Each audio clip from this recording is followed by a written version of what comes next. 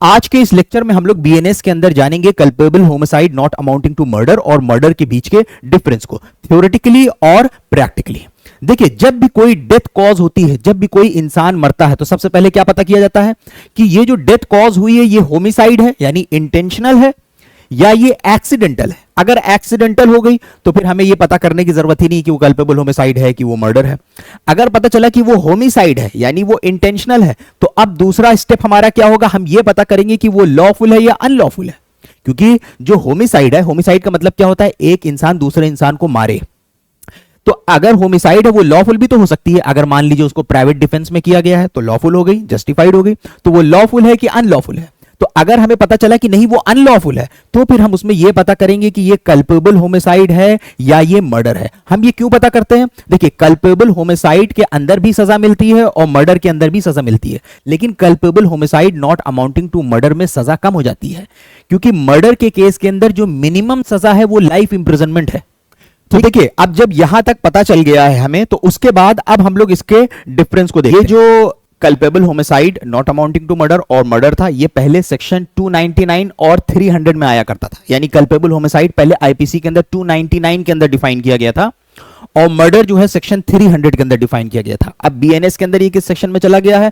100 BNS, और ये चला गया है 101 बीएनएस में यानी मर्डर। अब हम लोग एक एक डिफरेंस को इसको देखते हैं। ठीक है, देखिए, सबसे पहले इसके अंदर क्या बताया गया है, a person commits culpable homicide if the act by which the death is cause is done. ये कहा जाएगा कि एक पर्सन कमिट करता है कल्पेबल होमिसाइड अगर जो एक्ट उसने करा है by which death is cause, जो एक्ट उसने करा है उससे डेथ कॉज हो गई। तो एक इंसान कमिट करता है culpable homicide if the act, act के अंदर इलीगल ओमिशन भी आ जाएगा। मतलब एक्ट का मतलब कोई कार्य के साथ साथ इलीगल ओमिशन भी आ जाएगा। तो यानी अगर वो कोई ऐसा एक्ट करता है, एक्ट कुछ भी हो सकता है, जरूरी नहीं किसी को गोली से मारा जाए। अगर कोई पहाड़ के बिल्कुल किनारे खड़ा हुआ है, किसी इंसान के इंटेंशन उसने ऐसे ढकेल दिया, तो यहां पे भी इसको एक्ट माना जाएगा। तो डेथ कॉज हो चाहे कोई भी एक्ट हो, किसी को पानी में डुबो के मारा हो, आग से मारा हो, कोई छोटी सी चीज से मारा हो, बिल्डिंग से ढकेल दिया गया हो, यह भी मैटर नहीं करता कितना फोर्स इस्तेमाल किया गया है। तो एक इंसान कमिट करता है कल्पेबल होमिसाइड जो एक्ट वो करता है जिससे डेथ कॉज हो जाती है। ठीक है, इसके अंदर क्या लिखा हुआ है, सब्जेक्ट टू सर्टेन एक्सेप्शंस। ये कह रहा है कुछ एक्सेप्शंस को छोड़ के, कुछ अपवाद को छोड़ के कल्पेबल होमिसाइड ही मर्डर होता है। क्या कह रहा है, यानी अगर कल्पेबल होमिसाइड हुआ है और इसके अंदर जो एक्सेप्शंस की ये बात कर रहा है, अगर केस उसके अंदर नहीं जाता है तो कल्पेबल होमिसाइड जो है इसके अंदर जो क्लॉजेस दिए गए हैं अगर उसमें फॉल करता है, यानी अगर कल्पेबल होमिसाइड हुआ है ठीक है, लेकिन अगर वो कल्पेबल होमिसाइड इस मर्डर के क्लॉजेस में फॉल कर गया तो वही कल्पेबल होमिसाइड मर्डर बन जाएगा। ठीक, अब ये क्या कह रहा है, सब्जेक्ट टू सर्टेन एक्सेप्शंस, कुछ एक्सेप्शंस को छोड़ के कल्पेबल होमिसाइड ही मर्डर है if the act by which the death is caused is done. अब इसके अंदर डिफरेंसेस शुरू होते हैं, वो क्या क्या है आइए। अब ये पहला डिफरेंस की बात कर रहा है, ये कह रहा है जहां पे कल्पेबल होमिसाइड जो है वो किया गया है with the intention of causing death, कि यानी कल्पेबल होमिसाइड यानी एक इंसान दूसरे इंसान को अगर इंटेंट से मारता है, यानी इंटेंशनली जानबूझ के मारता है। यहां पे भी लिखा है with the intention of causing death, murder के केस में भी लिखा हुआ है with the intention of causing death, यहां पे भी लिखा हुआ है इंटेंशन ऑफ कॉजिंग डेथ। तो इसमें फर्क क्या हुआ, देखिए इसका फर्क यह हुआ कि अगर कोई इंसान कभी भी किसी को इंटेंशनली मारता है, फॉर एग्जांपल ए ने बी को इंटेंशनली उसके घर पे आता है, बुलाता है और गन लगा के उसको मार देता है गोली, तो क्या थी, इंटेंट थी। तो जब भी कभी इंटेंट होगी तो केस हमेशा मर्डर का होगा। जब भी कभी इंटेंट होगी यानी इंटेंट से मारा गया है, किसी को इंटेंशनली मारा गया है, तो केस हमेशा मर्डर होगा। लेकिन क्योंकि यह कह रहा है सब्जेक्ट टू सर्टेन एक्सेप्शंस, तो यानी अगर इंटेंशनली मारा भी गया है लेकिन मर्डर के दिए हुए एक्सेप्शन में वो केस फॉल कर गया, तो फिर वो केस क्या बन जाएगा, culpable homicide not amounting to murder. आइए इसको हम लोग और दूसरी तरीके से तो देखिए, अब ये कुछ एक्सेप्शंस दिए गए हैं मर्डर के अंदर, सेक्शन 101 बीएनएस और सेक्शन 300 आईपीसी। क्या क्या एक्सेप्शंस दिए गए हैं कि अगर वो ऑफेंस किया गया है ग्रेव एंड सडन प्रोवोकेशन में, यानी डेथ जो है इंटेंशनली कॉज करी गई थी लेकिन ग्रेव एंड सडन प्रोवोकेशन में, कोई ऐसी बात से ग्रेवली और सडनली प्रोवोक्ड हो गए, कोई ऐसा चीज देख लिया, फॉर एग्जांपल ए ने अपनी बीवी को किसी के साथ इंटीमेट सीन के साथ देख लिया, उससे क्या हुआ, ग्रेव एंड सडन प्रोवोकेशन हो गया। उस ग्रेव एंड सडन प्रोवोकेशन में कोई प्रीमेडिटेशन नहीं था, उसके अलावा कोई दुश्मनी नहीं थी, उसने उठाया अपनी वाइफ को मार दिया गोली। तो अगर उसने अपनी वाइफ को गोली मारा तो ये उसने क्या किया, ग्रेव एंड सडन प्रोवोकेशन में, तो ये क्या हो गया, फर्स्ट एक्सेप्शन हो गया। तो उसकी इंटेंशनली थी, उसने इंटेंशनली अपनी वाइफ को मारा ये सीन देखते हुए, लेकिन उसका एक्ट इस फर्स्ट एक्सेप्शन में फॉल कर गया। तो जब इस फर्स्ट एक्सेप्शन में फॉल कर जाएगा तो उसका केस क्या बन जाएगा, मर्डर नहीं बल्कि कल्पेबल होमिसाइड। तो अभी आपको समझ में आया दोनों में इंटेंशन की बात क्यों करी गई है। तो अगर इंटेंशन हुई किसी को जान से मारने की तो केस हमेशा क्या होगा, मर्डर, अनलेस कि वो की जो डेथ कॉज हुई है अगर वो इन एक्सेप्शन में फॉल कर गई तो फिर वो मर्डर नहीं हो जाएगा बल्कि culpable homicide not amounting to murder हो जाएगा। तो एक्सेप्शन क्या है, अगर ग्रेव एंड सडन प्रोवोकेशन में किया गया या प्राइवेट डिफेंस में, हमारे पास प्राइवेट डिफेंस भी है लेकिन प्राइवेट डिफेंस में मान लीजिए एक्सीड कर गए, कोई चोर घर में आया, चोर को पकड़ा, पकड़ने के बाद उसको पीट पीट के मार डाला, तो किसी तरीके से इंसान अगर अपने प्राइवेट डिफेंस में एक्सीड कर जाता है, तो अगर कोई इंसान अपने प्राइवेट डिफेंस में एक्सीड कर जाता है तो भी उसको मर्डर नहीं कहेंगे बल्कि कल्पेबल होमिसाइड कहेंगे, मारा उसने इंटेंशनली है। उसी तरीके से अगर कोई मान लीजिए कि पुलिस ऑफिसर है, उसको कोई ड्यूटी मिली है किसी को पकड़ने के लिए, और उस पकड़ने में जो उसको ड्यूटी दी गई वो अपनी ड्यूटी में एक्सीड कर जाता है, अपने पावर को एक्सीड कर जाता है, जितना पावर दी गई उससे ज्यादा इस्तेमाल करके मान लीजिए सामने वाले की डेथ कॉज कर देता है, तो ये क्या हो जाएगा, ये मर्डर नहीं होगा बल्कि culpable homicide not amounting to murder होगा। उसी तरीके से अगर मान लीजिए कि दो लोग मिले या आपसी उनके बीच में कोई झगड़ा हुआ, झगड़ा होते होते होते बात बिल्कुल बिगड़ गई और उसी में एक ने किसी दूसरे को मार दिया, कोई प्रीमेडिटेशन नहीं था, कोई अनलॉफुल एडवांटेज नहीं लिया, तो ये भी एक्सेप्शन है। लास्ट क्या है कि सामने वाला कंसेंट दे दे। मान लीजिए कि ए की बीवी ए से कहती है कि अगर तू अपनी जान देने जा रहे हो उससे पहले मुझे मार दो।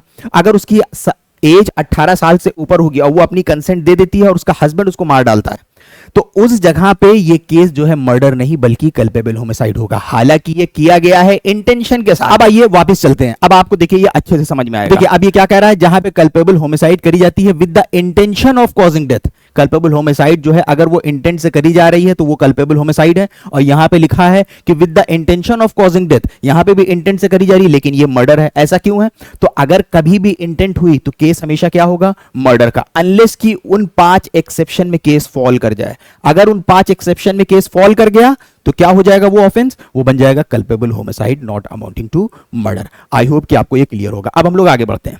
अब देखिए अब दूसरा कंपैरिजन आता है कि with the intention of causing such bodily injury as is likely to cause death. ये कह रहा है कि कहीं पे मान लीजिए कि सामने वाले को जान से मारने की इंटेंट नहीं थी, सामने वाले को जान से मारने की इंटेंट नहीं थी, लेकिन मान लीजिए कि उसके ऊपर ऐसा वार किया जिससे सामने वाले की जान जा सकती थी। क्या बोला है, which is likely to cause death, ऐसी बॉडीली इंजरी देना जिससे जान जा सकती है। अब इसको समझने के लिए हमें सबसे अच्छा तरीका क्या है कि हम इसको परसेंटेज में निकालें। परसेंटेज में अगर सामने वाले की जान जाने की परसेंटेज क्या आ रही है, 50%, मर भी सकता है नहीं भी मर सकता है और इवेंचुअली वो मर गया तो केस क्या बन जाएगा, culpable homicide not amounting to murder. लेकिन अगर हम ऐसी परसेंटेज आ रही है कि 95% है कि मर ही जाएगा, 95% है कि मर ही जाएगा, ऐसा वार किया है, ऐसी इंजरी पहुंचाई है और उसके बाद अगर उसकी डेथ हो जाती है तो ये क्या हो जाएगा, ये मर्डर बन जाएगा। तो अगर हम लोग देखें तो क्या है, ग्रेविटी, वार करने का तरीका। तो जैसे फॉर एग्जांपल ए ने बैट उठाया और बी के सर पे मारना शुरू कर दिया। अब जब उसने बी के सर पे मारा कई बार बैट, तो हम इससे क्या कहेंगे, अरे मत मारो मर सकता है। हम यही बोलेंगे ना कि अरे मत मारो मर सकता है, क्योंकि जो इंजरी उसको पहुंच रही है which is likely to cause death, उससे उसकी जान जा सकती है और इवेंचुअली अगर वो मर गया उस इंजरी से तो केस क्या बन जाएगा, culpable homicide not amounting to murder. लेकिन देखिए इधर क्या बोल रहा है, with the intention of causing bodily injury as the offender knows to be likely to cause death। यहां पे भी एक्सप्रेशन इस्तेमाल हो रहा है likely to cause death, मतलब जान जा सकती है। लेकिन यहां पे जो केस है ये स्पेशल केस की बात कर रहा है। स्पेशल केस मतलब देखिए क्या कह रहा है, with the intention of causing bodily injury as the offender knows to be likely to cause death, यानी ऑफेंडर को पता है कि अगर हम उसको चोट पहुंचाएंगे तो उसकी जान जा सकती है। जैसे फॉर एग्जाम्पल किसी इंसान को यह पता हो कि किसी दूसरे का उसके ब्रेन में सर्जरी हुई है, पूरे ब्रेन की सर्जरी हुई है, और वो इंसान बिल्कुल अनफिट है, अगर हमने उसके सर पे लकड़ी से भी मार दिया तो वो मर सकता है। तो अब यहां पे क्या है कि ऑफेंडर को पता है स्पेशल केस है, ऑफेंडर को पता है कि स्पेशल केस है, यहां पे ऑफेंडर को नहीं पता है स्पेशल केस है। वार दोनों सेम ही इस्तेमाल कर रहे हैं। तो मान लीजिए कि अगर किसी ऐसे इंसान को वो लकड़ी से मारता है जिसका ऐसा कोई सर्जरी नहीं हुई थी, या मान लीजिए हुई थी लेकिन ऑफेंडर को पता नहीं था और उसकी डेथ हो जाती है, तो कल्पेबल होमिसाइड। लेकिन अगर मान लीजिए कि उसकी सर्जरी हुई थी और ऑफेंडर को पता था और उसके बाद वो मारता है, उसके बाद जो विक्टिम है उसकी डेथ हो जाती है, तो ये क्या बन जाएगा? ये मर्डर बन जाएगा। आई होप कि आपको ये कंपैरिजन समझ में आ गया होगा। तो अगर ऐसी चोट पहुंचाता है जिसमें हम लोग कहते हैं जान जा सकती है और उसकी डेथ हो गई, तो कल्पेबल होमिसाइड। जान जा सकती है लेकिन ऑफेंडर को पता है कि ये केस स्पेशल नेचर का है, उसका अभी ऑपरेशन हुआ है, उसकी सर्जरी हुई है, या पेट में उसका एनलार्ज स्प्लीन का केस है, कस के घूसा मार देंगे, मर सकता है वो, तो ये केस क्या बन जाएगा? मर्डर बन जाएगा, अगर उसके बाद उसकी डेथ हो जाती है। फोर्स दोनों में सेम इस्तेमाल हो रहा है, क्योंकि ये भी लाइकली टू कॉज डेथ है, ये भी लाइकली टू कॉज डेथ है, बस यहां पे ऑफेंडर को नॉलेज है स्पेशल केस की। ठीक है, आगे बढ़ते हैं। देखिए, अब इसके बाद इस वाले को भी हम लोग इससे कंपैरिजन करते हैं। अब सी वाला बोल रहा है मर्डर के अंदर, जो बी वाला क्लॉज था, यानी जो कल्पेबल होमिसाइड है उसको 3 क्लॉज में डिवाइड किया गया है, इंटेंशन, इंटेंशन, नॉलेज। आपने देखा होगा दोनों में इंटेंशन इस्तेमाल हुई है, इंटेंशन जान से मारने की, इंटेंशन बॉडीली इंजरी की, और तीसरी वाले जो क्लॉज है कल्पेबल होमिसाइड में वो है नॉलेज के ऊपर। अब इसके अंदर क्या बोल रहा है? with the intention of causing such bodily injury to any person and the bodily injury intended to be inflicted is sufficient in the ordinary course of nature to cause death। अब ये क्या कह रहा है? अब फिर परसेंटेज निकालिए। अगर कोई किसी को इस इंटेंशन से बॉडीली इंजरी देता है, वो बॉडीली इंजरी सफिशिएंट है ऑर्डिनरी कोर्स में कि किसी की जान चली जाए उससे। जैसे फॉर एग्जांपल, अगर किसी के गर्दन पे तलवार मारो या किसी को बिल्डिंग के 4थे फ्लोर से फेंक दो, तो अगर आप ऐसा सीन देखोगे आप क्या कहोगे? अरे गया। आप ये नहीं कहें मर सकता है, आप ये नहीं कहोगे। मर सकता वाला केस तो इधर है, उसके बाद मर जाता है तो क्या बनेगा? कल्पेबल होमिसाइड, क्योंकि जो उसको बॉडीली इंजरी बनाई जा रही है वो सफिशिएंट है ऑर्डिनरी कोर्स ऑफ नेचर में कि डेथ कॉज हो जाएगी। तो इससे क्या पता चल रहा है? ऑफेंडर की इंटेंट, कि वो कितनी चोट पहुंचाना चाहता था। हालांकि यहां पे चोट पहुंचाने की इंटेंट है, लेकिन वो चोट आमतौर पे सफिशिएंट है किसी की जान लेने के लिए। किसी को आप 4थे फ्लोर से फेंक दीजिए, किसी ऐसी जगह पे जो पक्की जगह हो, गर्दन पे किसी के तलवार से आप मारे, ठीक है, तो ये क्या है? ऐसी इंजरी, या तलवार जो है किसी वाइटल पार्ट में मारे, तो ये इंजरी ऐसी क्या है? ऑर्डिनरी कोर्स में सफिशिएंट है डेथ कॉज करने की। तो अगर उसकी डेथ हो गई तो क्या बन जाएगा? मर्डर। लेकिन अगर केस होगा जान जा सकती है, जान जा सकती है, तो केस क्या बनता है? Culpable homicide. अगर आप कहेंगे अरे गया, तो केस क्या बन गया? मर्डर का बन गया। ठीक है, अब आते हैं लास्ट कंपैरिजन। लास्ट कंपैरिजन जो है ये नॉलेज को लेके है। देखिए, इससे पहले वाले में इंटेंशन की बात करी गई है, तो कल्पेबल होमिसाइड में क्या है? इंटेंट टू कॉज डेथ और intent to cause bodily injury. अब तीसरा क्लॉज क्या है कल्पेबल होमिसाइड का? नॉलेज। मर्डर के अंदर टोटल 4 क्लॉजेस हैं। पहला भी इंटेंट है, दूसरा भी इंटेंट है, तीसरा भी इंटेंट है, चौथा क्या है? नॉलेज है। अब नॉलेज में क्या बोल रहा है? देखिए, ये कह रहा है कि अगर कोई ऐसा एक्ट किया गया है with the knowledge that it is likely to cause death, आपको नॉलेज है कि इससे जान जा सकती है। जैसे फॉर एग्जांपल, आप अपनी छत के ऊपर से लोग आ जा रहे हैं, आप ऊपर से कोई भारी पत्थर फेंकते हो, तो आप क्या बोलोगे? या मान लीजिए फॉर एग्जांपल दूसरे लोग क्या बोलेंगे? अरे मर जाएगा कोई, या कोई मर सकता है। आपकी किसी को जान से मारने की इंटेंट नहीं है, लेकिन आपको नॉलेज तो है ना कि जो काम आप कर रहे हैं ये खतरनाक है, मर सकता है कोई। हम ये नहीं कहेंगे कि हाँ हर पॉसिबिलिटी में मरना ही मरना है, ये नहीं कहेंगे, क्योंकि जरूरी नहीं है कि इंसान को लगे भी तो हर प्रोबेबिलिटी में तो जान नहीं जाएगी। लेकिन हम लोग क्या कहेंगे? मर सकता है, और अगर उसके बाद कोई मर गया तो ये क्या बन जाएगा? Culpable homicide not amounting to murder. ठीक है, तो जैसे मान लीजिए कि एक भीड़ भाड़ वाला इलाका है, मतलब लोग वहां पे खड़े हुए हैं और आप बहुत तेजी से गाड़ी भगा रहे हैं, वहां पे 150 के ऊपर कार चला रहे हैं आप, तो वो सीन क्या बन जाएगा कि अरे कोई मर सकता है। अगर कोई को किसी को आपने मार दिया तो क्या हो जाएगा? Culpable homicide not amounting to murder. तो आपकी इंटेंट नहीं थी किसी को मारने की, ना इंजरी देने की, लेकिन आपको नॉलेज थी कि जो आप एक्ट कर रहे हो खतरनाक है, इससे जान जा सकती है। तो ये कौन सा केस हो गया? लाइकली टू कॉज डेथ, जान जा सकती है। लेकिन यही नॉलेज अगर बहुत हाई डिग्री की हो गई, जैसे देखिए क्या लिखा हुआ है, with the knowledge that the act is so eminently dangerous, इस नॉलेज से कि जो आप काम कर रहे हैं वो इतनी खतरनाक है, that it must in all probability cause death और such bodily injury as is likely to cause death. यानी जो आप काम कर रहे हैं वो इतनी खतरनाक है कि हर पॉसिबिलिटी में तो जान जाना ही जाना है। जैसे मान लीजिए कि बहुत सारे लोग खड़े हो नीचे, आप कोई भारी पत्थर जो है उठा के फेंक दो। अब बहुत सारे लोग ऑलरेडी खड़े हुए हैं, ये पता है कि पत्थर किसी को लगना ही लगना है। तो ये नॉलेज इतनी हाई डिग्री है कि ये इतनी इमिनेंटली डेंजरस है कि must in all probability cause death, her probability में डेथ कॉज करेगी ही करेगी। उसी तरीके से किसी भीड़ में ले जाके, कोई भीड़ थी उसी में ले जाके गाड़ी से टक्कर मार दिया, तो जो काम आप कर रहे हो वो इतनी खतरनाक है कि हर पॉसिबिलिटी में जान जाना ही जाना है। ठीक है। या जैसे मान लीजिए भीड़ है, भीड़ के तरफ गन लेके गोली चलाना, हाँ ये तब हर पॉसिबिलिटी में इसमें डेथ कॉज होना होगा। इसके अंदर क्या है कि मान लीजिए कि भीड़ आ जा रही है, भीड़ के ऊपर आप गोली नहीं चला रहे हो, लेकिन जैसे लोग आ जा रहे हैं आप उसके सामने गोली चला रहे हो, तो हम यहां पे क्या कहेंगे? अरे मत करो, जान जा सकती है।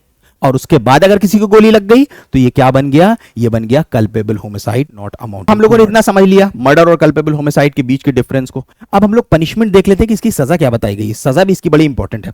देखिए punishment, culpable homicide not amounting to murder अगर लगता है और अगर मर्डर लगता है, culpable homicide not amounting to murder की पनिशमेंट अब सेक्शन 105 बीएनएस में आ गई है। पहले ये सेक्शन 304 आईपीसी में हुआ करती थी। मर्डर की जो सजा है वो 103 के सब सेक्शन 1 में आ गई है बीएनएस के। ये पहले सेक्शन 302 हुआ करती थी। मर्डर की पनिशमेंट तो काफी इजी है। इसके अंदर क्या बताया गया है? डेथ सेंटेंस या लाइफ इंप्रिजनमेंट प्लस फाइन। तो अगर किसी के केस में मर्डर लगती है तो मिनिमम पनिशमेंट लाइफ इंप्रिजनमेंट ही बताई गई है, या मैक्सिमम डेथ सेंटेंस जिसके साथ फाइन भी लगेगी। लेकिन अगर culpable homicide not amounting to murder attract होती है तो इसके अंदर जब आप सेक्शन 105 बीएनएस पढ़ेंगे तो इसको दो पार्ट में डिवाइड किया गया है। अगर वो culpable homicide not amounting to murder intent से किया गया है और नॉलेज से किया गया है। याद करिए हम लोगों ने देखा था कल्पेबल होमिसाइड 3 पार्ट में इसके क्लॉजेज हैं, intent, intent, knowledge, intent, intent, knowledge. सबसे लास्ट में नॉलेज हम लोगों ने पढ़ा था। तो अगर कल्पेबल होमिसाइड इंटेंट से किया गया है, मान लीजिए कि ए ने बी को मारा जान से, लेकिन ए का ये एक्ट मर्डर के एक्सेप्शन में फॉल कर गया जो हम लोगों ने इससे पहले देखा था, तो वो क्या हो गया? वो उसने इंटेंशनली करा है। अगर इंटेंशनली करा है तो सजा क्या बताई गई है? Life imprisonment. उसके अलावा नॉट लेस देन 5 इयर्स, या 5 साल से कम नहीं होगी। मैक्सिमम कितनी जाएगी? 10 साल। यानी या तो लाइफ इंप्रिजनमेंट दी जाएगी, अगर लाइफ इंप्रिजनमेंट नहीं दी जाती है तो जो सजा दी जाएगी 5 साल से कम नहीं होगी, जो एक्सटेंड हो सकती है यानी अप टू 10 इयर्स हो सकती है। उसके साथ साथ फाइन भी लगेगी। अब याद रखिएगा जो नॉट लेस देन 5 इयर्स लिखा हुआ है ये आईपीसी के अंदर नहीं था। ठीक। अगर वही कल्पेबल होमिसाइड नॉलेज के साथ करी गई है, यानी जो लास्ट पार्ट था कल्पेबल होमिसाइड का, याद करिए नॉलेज वाला, अगर नॉलेज के साथ करी गई है तो वो up to 10 years plus fine. तो आई होप कि आपके काफी डाउट्स क्लियर हुए होंगे। आज के लेक्चर में बस इतना ही। अगर अब आपको कोई डाउट होगा इस टॉपिक से रिलेटेड तो आप कमेंट करके पूछ लीजिएगा।